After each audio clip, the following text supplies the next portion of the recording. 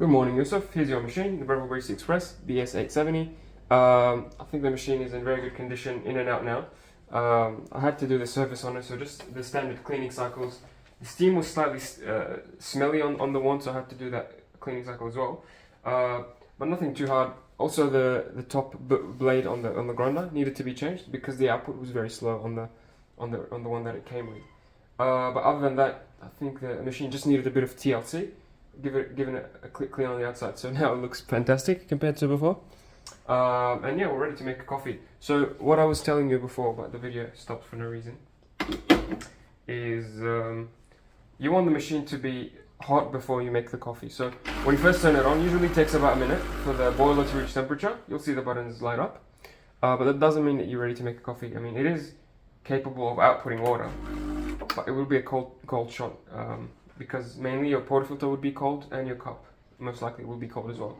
So if you leave these on, if you leave your cup on top for like 10 or 20 minutes, that's going to warm it up passively. But if you want to warm it up quickly, you can just run some hot water like I did before. So press the double, no coffee in the handle of course.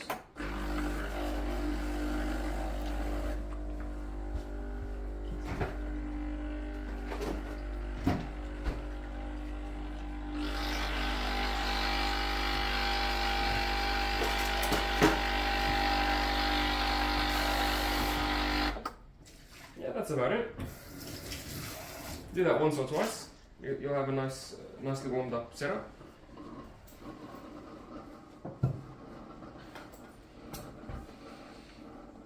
Once that's done, move the cup out of the way. That's pretty good. And you want to dry the portafilter as well. So grab a tissue or a towel. And I'm going to use my scale to measure the input and output for this machine. You don't really need a scale, but it helps with making consistent shots, and especially in the beginning. You don't want to eyeball it when you don't know what to look for. So you want to use a scale or something like a leveling tool in the beginning. Yeah, so let's see what we get. I've got the grind size on number 7 now. I'll put the grind amount at 12 o'clock, and I'll put it on single. This is a double shot, so this will take 18 grams of coffee. I'll do it in 2 steps, so that we reduce the spillover.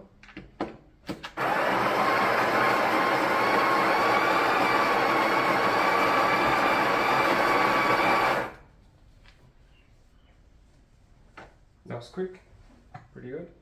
That's 8.5 grams, so very close to what we were going for. So 9 grams every click.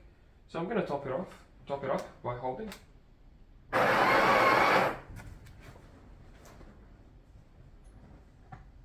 And that's 9.5, so I'm going to trim it down.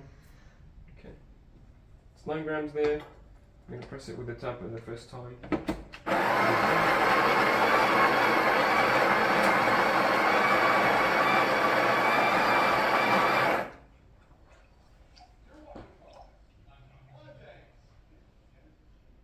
Alright, just filling up the milk. Let's see what we got on the second time.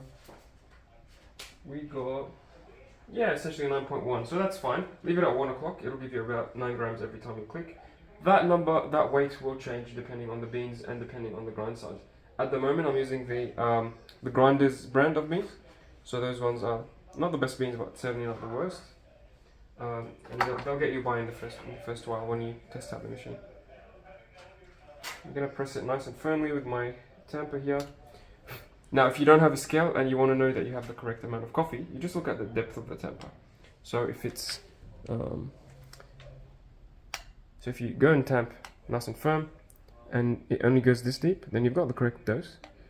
That's how you can tell. If you're in a hurry, let's say, or you don't have a scale, can't be bothered using it, this is an easy way to know that you have the correct amount of coffee. 18 grams in. We'll aim to double it, so we'll aim for 36 grams out. So for every gram we put in, we want to double it.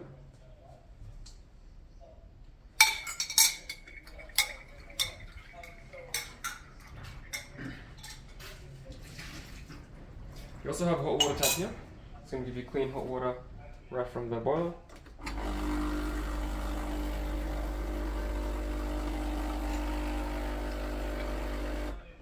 Yeah, I like to add a bit of hot water just before my coffee for any sugar or syrups. Oops.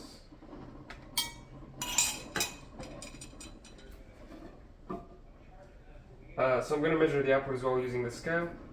Hopefully, we should be getting about 35 to 40 grams, so around that 36 gram mark in 25 seconds. So it's all about timing, really. But if this all feels overwhelming, you don't have to focus too much on the numbers. It's all about the taste, honestly. So just do whatever tastes good. But in my case, I think going for a 2-to-1 ratio, in 25 seconds is sort of a good starting point. Alright. Also, the buttons here are programmable, so you can change the length of the buttons to whatever you like. I'm going to program the double to give us, the correct amount for a double, because the factory settings aren't usually good enough. They're usually a bit too long. Program, and then keep an eye on the flow, keep an eye on the pressure gauge, and I'm timing it as well just to see what we get in how long.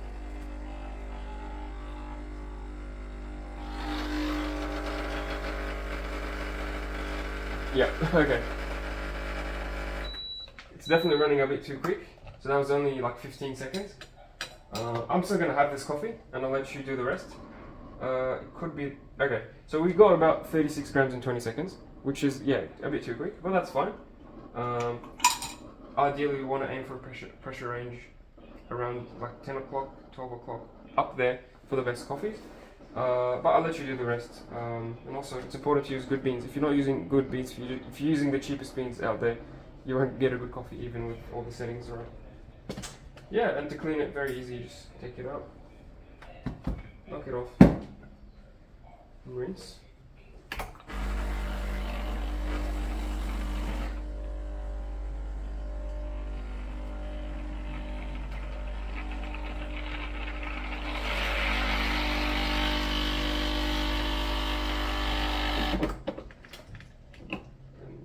It would be nice to grab a t-shirt every now and then and just wipe the group head seal and the shower screen.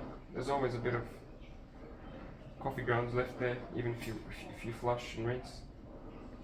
So yeah, keep the machine nice and clean. It'll be happy for forever. So. Next is the steaming. So turn on the steamer, give it about 10-15 seconds until it starts outputting steam. And that's when you can start steaming the milk.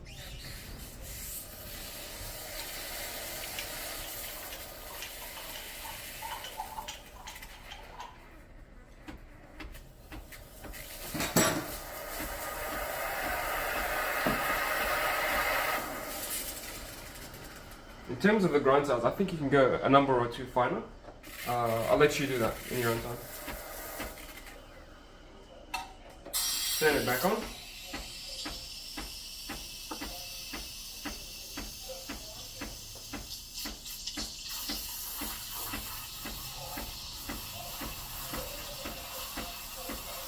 You want to keep the milk spinning in a circle, in a vortex.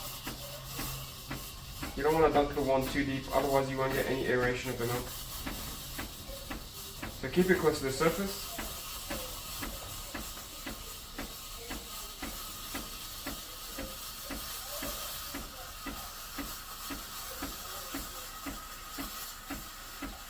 And hold that position for about 20 seconds and then raise the jug.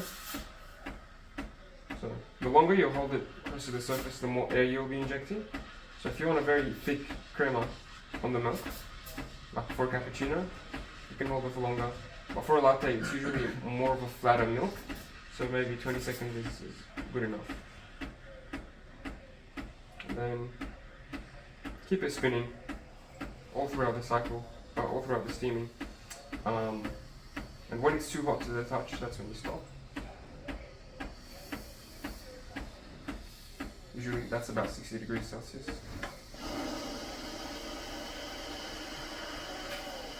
And then give it a purge.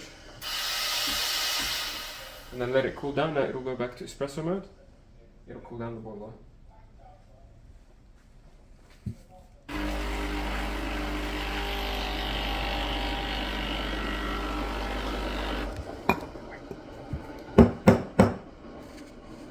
Yeah, so just knock the milk on the counter to break any big air bubbles. and then swirl the jug around. She knows the sound. Yeah, this is my cat just begging for some milk. She knows every time when I'm done steaming my milk, it's milk time for her. Yeah, so just keep swirling around.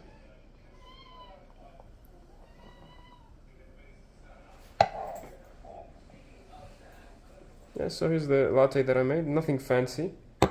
And we didn't get to do latte art just because I'm a bit rushed to leave the house. But yeah, this is the coffee. Hope you enjoy the machine. Looks fantastic. I'm certainly looking forward to that. Yeah, if you have any questions about the Breville, please don't hesitate. Hope you enjoy and have a good day. Cheers.